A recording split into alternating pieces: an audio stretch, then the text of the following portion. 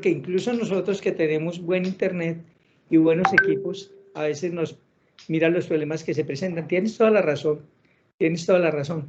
Manuel, quiero hacerte una pregunta. ¿Por qué la inconformidad de los abogados en los actuales momentos? Yo veo que hay muchos abogados en todo el territorio nacional que se están quejando de falta de conectividad, que manifiestan pues su inconformismo con la conectividad. ¿Qué es lo que está ocurriendo?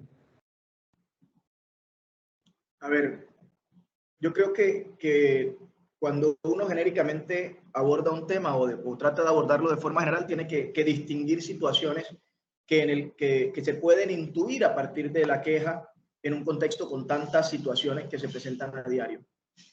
En mi opinión, una gran porción de esas quejas están asociadas a el canal elegido para hacer la atención, entiéndase el correo electrónico. El correo electrónico no está pensado para la interacción con la rama judicial. El correo electrónico bien puede ser un elemento complementario para notificaciones y transferencia de datos simples y no archivos, porque tienen un tope. La mayoría solo permite compartir 10 megas y un expediente judicial tiene mucho mayor tamaño. Entonces, cuando usted comienza a encontrarse con esas limitaciones, trata de convertir el correo electrónico en un buzón de transferencia de datos o un canal de transferencia de datos masivos, y entonces utiliza Dropbox, utiliza OneDrive, utiliza otros dispositivos y conecta y manda en el correo electrónico un enlace, pero resulta que eso es como armar un Frankenstein. Usted está montando algo que no es para eso y comienza a integrar a la fuerza, o que para algunos pareciera natural, pero para la mayoría no, porque no estamos acostumbrados a eso, y además la seguridad de datos es riesgosa, porque usted puede tener el enlace externo al correo electrónico y modificar el enlace. ¡Oh, qué sorpresa! Entonces, la seguridad de la información es clave en la transferencia de datos, y eso es lo que demuestra una de las múltiples cosas que hemos mencionado, es el correo electrónico era la única opción, era la opción de la transición, la opción en la urgencia, pero no convertirse en ley como el único canal. Eso tiene que cambiar, y eso va a cambiar como parte del proceso de transformación digital de la rama. Segundo, la integración del expediente electrónico. El expediente electrónico indica que el correo se convirtió básicamente en la ventanilla. Usted llegaba a la ventanilla del despacho y dejaba los documentos y el funcionario integraba la carpeta, que era el expediente judicial, en papel. Ahora, ese mismo funcionario lo que hace es que abre el correo electrónico, descarga o va al enlace donde usted le mandó los documentos, los descarga manualmente y los sube al expediente electrónico. Ese proceso manual de integración del expediente electrónico también es vulnerable. Y como es vulnerable, también se abre la puerta a fechorías. En papel teníamos abogados que se comían los expedientes o los títulos, por ejemplo, en un proceso ejecutivo, o que los mandaban a robar, o que hacían un incendio en el Palacio de Justicia para que se perdieran expedientes. Eso es historia del país. Entonces, en papel también era vulnerable. Pero ahora, con estas dinámicas de implementación de la transformación digital, no estamos aprovechando una de las principales bondades de la tecnología, y es mayor seguridad en la gestión de los datos. Entonces, ahí creo que lo que era transición por urgencia debe quedarse y debe ser sustituido por un sistema integrado mucho más especializado en la gestión de transferencia de datos en la rama judicial. Del resto, por supuesto, el factor de cultura y de falta de apropiación de las herramientas es un factor. Pero usted no puede pensar solamente que es culpa de usted, un funcionario. Voy a describirlo un día. Abre Excel porque lleva la gestión de los procesos del juzgado en Excel. Abre LifeSize, abre el aplicativo para agendamiento de citas, abre el OneDrive y el cloud del expediente electrónico, tiene que abrir el correo electrónico, por lo menos 5.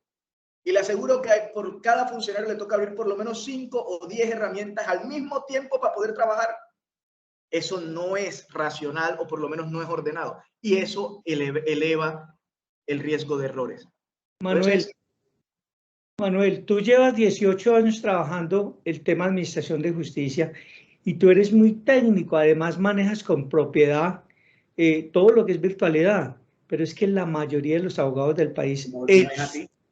en sus facultades de Derecho estudiaron civil, procesal, familia, etcétera, pero no tuvieron una formación en nuevas tecnologías, en Derecho Informático, etcétera. Precisamente. Tenemos una realidad desbordada, la gente quiere volver a la presencialidad, muchos están en desacuerdo, pero digamos la gran mayoría. ¿Cuál sería la propuesta que tú le harías al Estado colombiano? Porque eso es un asunto de Estado. El tema es que la transformación digital debe facilitar el acceso, no enredar al usuario, debe ser mucho más simple. Es decir, hay un indicador sencillo para evaluar la usabilidad de una herramienta. ¿Cuántos clics tiene que hacer para lograr hacer el objetivo?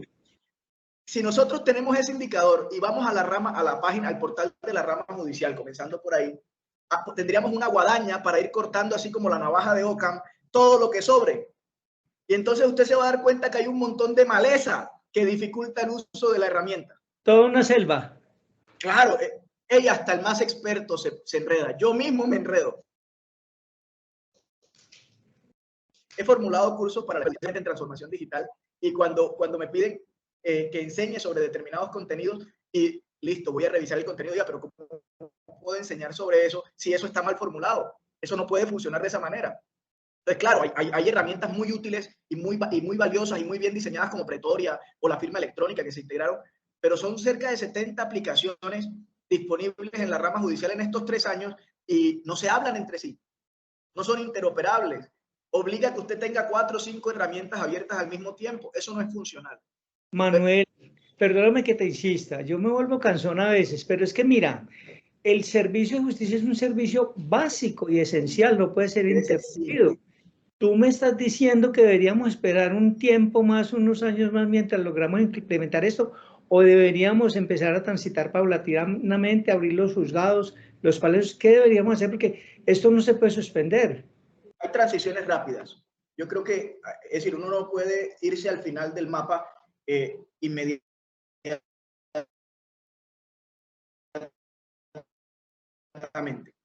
Que elimine la restricción del horario para que el correo electrónico funcione.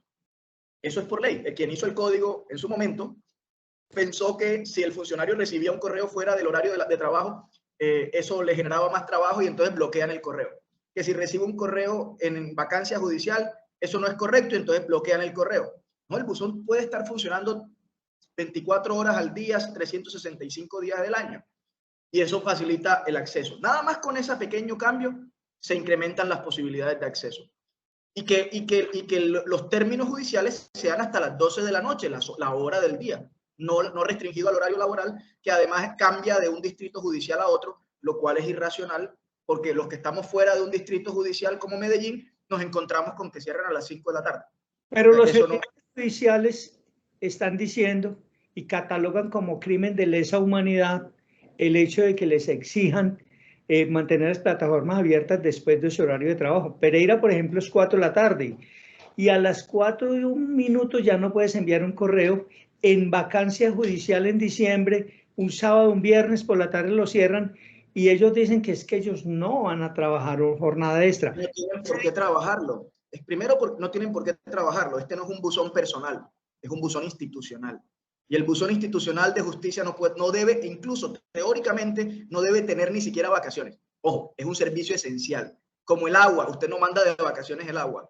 Manda de vacaciones a quienes atienden el mantenimiento, las oficinas y demás. Pero no manda de vacaciones el agua. Aquí lo que sucede es que estamos mandando de vacaciones a la justicia. Deja de funcionar el servicio de justicia. Eso es irracional en términos de los objetivos del Estado de Derecho. Ahora, si usted además implementa una transición adecuada, la integración del expediente electrónico es automática. No necesita un funcionario que le reciba.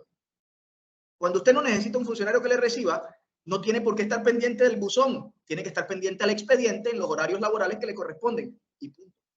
Queremos que lo conteste cuando regrese de su trabajo. No a las 7 de la noche. Y cuando está automatizado, usted parametriza la gestión del expediente en función de los términos procesales que están determinados en el código.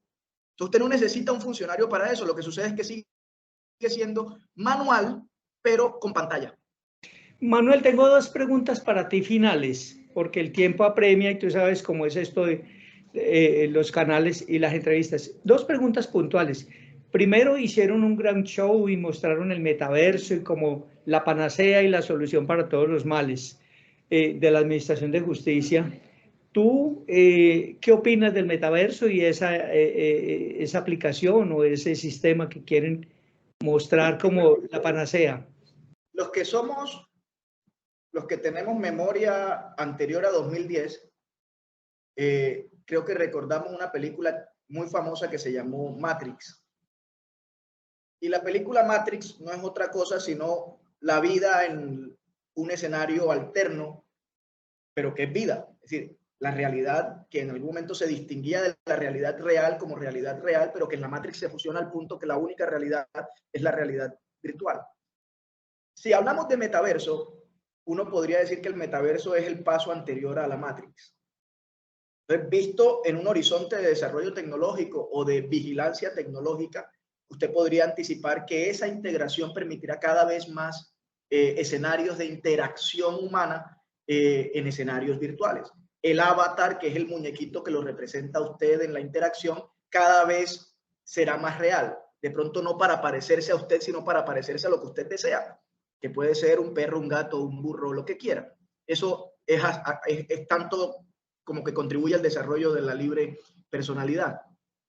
Pero en el ejercicio de la rama judicial hay que ser juiciosos y responsables. Y espacios responsables. No podemos pretender que toda innovación facilita la justicia. En este punto, no hay garantías, por ejemplo, para asegurar que quien está detrás del avatar es realmente la persona que dice ser. Es mucho más seguro esto que estamos haciendo. Nos estamos viendo la cara a través de una pantalla, pero nos estamos viendo la cara. Entonces, en el avatar no necesariamente hay garantía de autenticación y de identidad de los actores. Eso es un riesgo muy alto en el proceso judicial. Piense en los testigos. Ahora, ventajas. Piense que usted va a hacer una exposición utilizando metaverso. Y entonces, así como utiliza ayudas audiovisuales, como un PowerPoint o un Flash o una presentación en video, usted puede hacer una presentación interactiva en metaverso y describir, por ejemplo, los elementos de un accidente de tránsito. Y poner el carro en el escenario donde no estuvo el juez. Es decir, hacer una simulación del escenario y explicarle mejor al juez por qué lo que usted está diciendo que sucedió de esa manera. Es decir, es una herramienta poderosísima en términos pedagógicos y de argumentación. Pero no, ojo con eso, no significa que sea el escenario idóneo para hacer una audiencia. Yo personalmente considero que incluso utilizarla a discreción, simplemente entrando con los respectivos usuarios de cada uno, esto puede dar lugar a nulidad de la audiencia, a nulidad del proceso. Pero esa es una discusión no en torno a tecnología, sino en torno a las garantías del proceso. Toda tecnología que se vaya a utilizar debe garantizar los elementos esenciales del proceso. Igualdad de las partes, seguridad de la información, identidad y verificación de la identidad de las partes, para que no se suplanten, no se sabotee, no se pierda la información después del proceso. Manuel, ¿tú defenderías, impugnarías o atacarías el 2213? ¿Permitirías su supervivencia? ¿Lo mejorarías? ¿Lo eliminarías?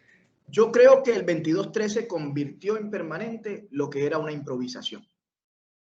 Perdonen lo duro que puede ser este juicio, pero entendiendo que lo que se hizo con el decreto 806 era la improvisación ante la urgencia, es decir, la solución inmediata ante lo urgente, no podemos entender que esa sea la solución definitiva. Y el correo electrónico, repito, no es el canal de interacción idóneo con la rama judicial. Muchos de los problemas están asociados al canal. Algunas creo que debemos formularlo, incluso considerarlo como inconstitucional. Sí, algunas personas quieren pedir la nulidad de esta, o eliminar del ordenamiento jurídico el 2213, incluso con solicitud de medidas cautelares e incluso acudiendo a lo internacional. ¿Tú qué opinas de esa posición? Yo la compartiría en principio entendiendo que tenemos el decreto 1078 que integra toda la regulación de tecnologías. Ahí, en ese 1078 se evidencia, por ejemplo, el principio de neutralidad tecnológica. Ese principio de neutralidad tecnológica en la ley 2213 no es claro. No es claro. ¿Y por qué principio de neutralidad tecnológica? Porque la tecnología que usamos hoy no necesariamente es la tecnología de mañana. En consecuencia, no podemos casarnos con una tecnología específica. No se trata ni siquiera de proveedores, si Microsoft o Amazon. Se trata de la herramienta como tal. Es más, no sabemos si en los próximos 10 o 15 años sigamos utilizando computadores. O sea, computadores como los conocemos hoy. Hace 30 años, por ejemplo, un computador personal era muy complejo, era muy difícil, era muy costoso. Hoy todos tenemos portátiles. Pensar en móviles, pensar en celulares. Hace 15 o 20 años era impensable que usted pudiera tener conectividad en la carretera. Yo soñaba con un plan de BlackBerry que pudiera tener conectividad en la carretera y costaba millones. Hoy casi todos utilizamos este tipo de dispositivos. Ese tipo de cambios implican la tecnológica, parte de la realidad cambiante y permanentemente cambiante de las tecnologías. Entonces, es absurdo casarse con el correo electrónico, por ejemplo. Manuel, una última pregunta. Si tú estuvieras al frente del ministro de Justicia o del director del Consejo Superior de la Judicatura, como experto que eres, ¿tú qué le dirías? ¿Cuál sería tu posición? ¿A qué lo llamarías o a qué lo invitarías? La primera reflexión que comparte no solo con el ministro, sino con todos los colegas y ciudadanos, es que tenemos un propósito que no solo declarar, que tenemos que hacer efectivo, y es la garantía de los derechos. La administración de justicia es un servicio esencial. Eso está claro, está declarado. Pero entendiendo eso, debemos entender que en contexto, la transición de la administración de justicia a la transformación digital de la rama judicial no es un hecho aislado. Es que toda la humanidad está cambiando en función de la aparición de las tecnologías de la informática y la comunicación. Podemos decir que estamos asistiendo a la revolución de la inteligencia, y por eso estamos en un punto, en una frontera disruptiva respecto de la historia de la humanidad. Y teniendo eso en cuenta, ninguno sabe qué es lo que conviene realmente. Ninguno. Ni los expertos sabemos para dónde vamos. Podemos adivinar algunas cosas. En ciencia ficción se puede adivinar algunas cosas. Y eso, reconocer esa deficiencia humana, es decir, nuestra ignorancia del futuro ante un escenario tan cambiante, nos obliga a que trabajemos en colectivo. Es decir, que todos los procesos de transformación integren a la mayor cantidad de actores posibles para pensar el mejor sistema posible. Cuando eso lo hacemos de esa manera, aun cuando nos equivoquemos, porque seguramente nos equivocaremos, habremos hecho la tarea para encontrar respuestas que individualmente sería imposibles de encontrar. Entonces, participación y más participación en este proceso. Los diálogos regionales tienen que ver eso, la política pública tiene que ver con participación ciudadana, con democratizar la política pública, con que todos podamos participar en la adopción de decisiones. Ojalá el Colegio Nacional de Abogados, que no sé cuál va a ser el nombre final que se le otorgue, algunos dicen Colegio Colombiano de la Abogacía, otros dicen Colegio Nacional de los Abogados, etcétera. Finalmente no sé cuál es el nombre que va a tener ese colegio creado el 26 de febrero de 2022 en Pereira, pero este colegio podría mañana o pasado mañana estar coadyuvando la contratación estatal para beneficio de los abogados. Mi nombre es Gerardo Bernal Montenegro, presido del Colegio de Abogados de Risaralda, y quería presentarles al doctor Manuel. A él no le gusta que le digan doctor, sino Manuel, pero tiene todos los títulos. Él es uno de los formadores de la Escuela de Formación Jurídica. Es más o menos parecido a la Escuela Judicial Rodrigo Lara Bonilla, solo que este es para abogados litigantes y abogados particulares. El lunes próximo estaremos desarrollando a través de, incluso con la ayuda de ACOPADE y algunas otras organizaciones, UCABOCOL, FEDEACOL, etcétera, los estatutos, el logo y todos los detalles para que empiece a funcionar normalmente. Hoy los vamos a invitar al curso de la capacitación en servicios públicos domiciliarios. A través del enlace se los vamos a enviar. Pueden llamar y pueden afiliarse al Colegio de Abogados de Risaralda. La afiliación es completamente gratuita. Los estudiantes a través de nuestro semillero, el Colegio de Abogados de Risaralda. Y prontamente tendremos una capacitación en prescripción de inscripción de medidas cautelares a cargo de una persona maravillosa, el doctor Boada, el registrador nuestro.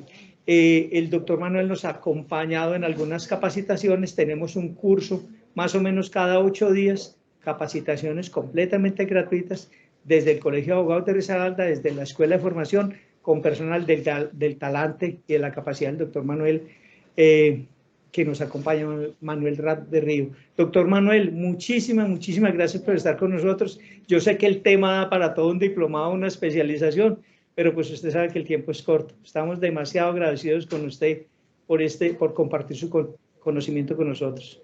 Con muchísimo gusto, doctor Bernal, y pues siempre dispuestos a contribuir a esta discusión que, repito, es de un horizonte muy prometedor, pero al mismo tiempo todavía muy opaco, porque estamos viviendo una época, cosas en la humanidad que no habíamos vivido antes. En eso estamos de acuerdo. Lo único que sabemos es que no sabemos nada del tema. Es interesantísimo. Doctor, que esté muy bien. Muchísimas gracias y felicidades. Que esté muy bien. Muchas gracias.